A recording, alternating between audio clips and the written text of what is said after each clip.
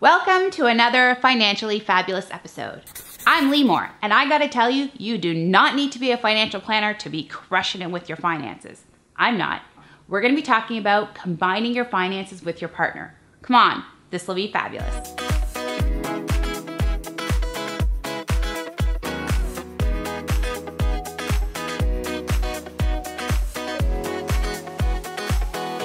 So today I've got my good friend Jessica Moorhouse here from jessicamoorhouse.com. She's a podcaster, YouTuber, all-around personal finance expert, and I'm super excited that you're here because we're talking about combining your finances with your partner.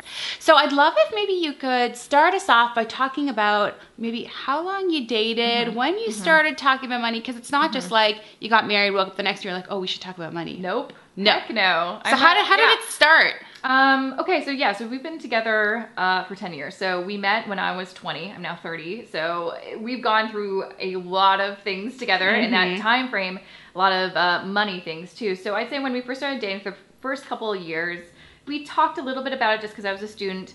He just started a job. We were broke. So, are you guys the same age, or is he a couple years? He's ahead? 1 year older than me. So yeah, we also Similar had that. life stages. Yeah, similar life stages, exactly. So money came up a little bit, just like who's gonna pay for dinner or whatever. And eventually, after I'd say maybe like a couple months of dating, we decided let's not do that. You pay, I pay. That's annoying. Let's just split it 50-50. Is that what you did? Yeah. Exactly. Yeah. Okay. And we also, I think, because we were at the same life stage, we both were kind of broke. We didn't do anything too extravagant. So when we're like, oh, do you want to go to get a coffee? We'd go to Tim Hortons because it was the cheapest option. So it's easy to split your finances when nobody has money. Exactly. Yeah. But when we, got older and I, got a full-time job after university and our finances kind of shifted, then we did have to have some different money conversations. And also as we'd, been together longer, we started talking about, do we want to get married? Do we want to move in together? Big life changes. We definitely had to kind of talk more about what are our goals? Do you have any debt? How much money do you have? How much money do you actually make? Were those like awkward conversations? Super awkward. So it's like we always had, I think, an idea of how much we had made, but it really wasn't until we moved in together that we like revealed everything. Pulled back the curtain, lived on, and we even, at that time, we linked Mint accounts. So we had like one Mint account with all of our banking information in there, so we could both log in and see exactly what was going on, which I'm sure lots of people were like, oh my gosh, I would never do that. That's crazy. But it actually was really nice because you're just like, oh, we know what's going on. We know what's up. Were there any like dirty secrets, like I have a whole lot of debt, or I make way more than you expect? No. And I shouldn't say dirty secrets. No. That sounds really bad. No, but just things that were big surprises. Yeah. Luckily, no. So I think that did make the process easier. Okay. I had a bit of a student loan when I graduated university, but I kind of, crushed that pretty soon. And he's never had debt. He's always been, and I think that's another thing. Even though I'm kind of the saver, he's kind of the spender. We're still very kind of frugal, and like he's like an unknowing minimalist. Like he just doesn't need a lot to be happy. And so we never really got into, big fights about, oh my gosh, you're spending way more than, I'm comfortable with and stuff like that. Like I think because we communicated about money early and often, and we did talk a lot about our goals. So did you have like set conversations? Was it like Sunday morning budgets and bagels, or like was it at a certain time you talk about money, or is it like whenever it was on your mind? Because I know I've heard some couples when they have like unresolved money challenges, it like comes up in every single conversation, so that's like we got to park it at this time. I think when we first moved in together, or when we did move in together and had joint bills for the first time, we definitely didn't necessarily have like regular money meetings, but we definitely did talk about it when bills came due, or, because he was also responsible for some bills, I was responsible for some others, and that's kind of how we did things then.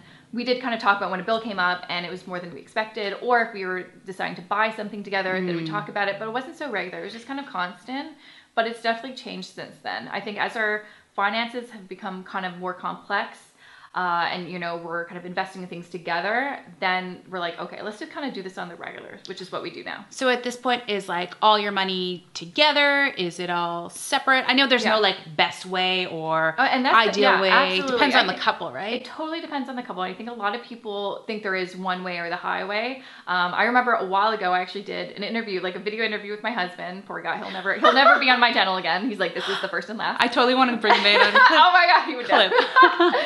And it was just talking about how we do our finances together, and it got a lot of feedback being like, oh, you're married and you're not joining your finances, you're not pooling your finances. What kind of married couple is this? I'm like, a very happy one.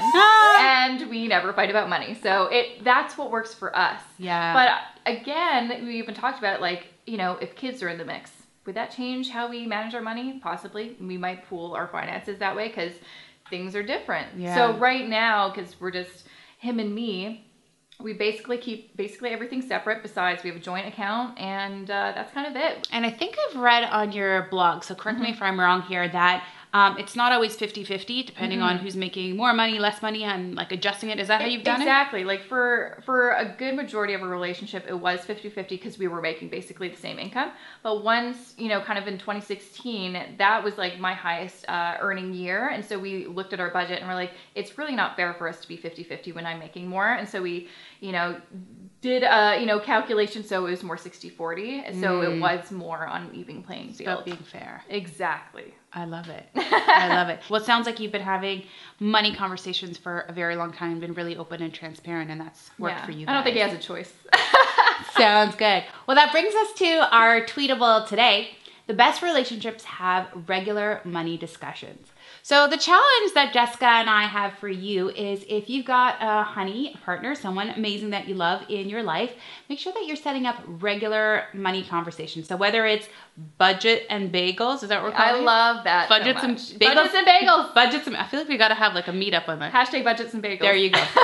So whether it is on a Sunday morning or any other time in the week, just making sure that you're having those regular conversations. It will really put you in good stead to make sure that there aren't any surprises, right, when it comes up in the future. So thank you so much for joining today. I would love it if you could subscribe to my channel. We're going to link up Jessica's channel below, and make sure you go on over there, hit the red subscribe button. We'd be really, really grateful. Thank you so much for watching today. And if you're looking for even more tips and tricks, come on over to limor.money. I've got lots of great resources for you to download. Remember, we're not here to change who you are. We just have strategies to make you even more financially fabulous. Thank you so much for watching, and we'll catch you next time. Till then, stay fabulous. Yeah, we're rock stars. We're so good. We We're on did a that roll. like one take.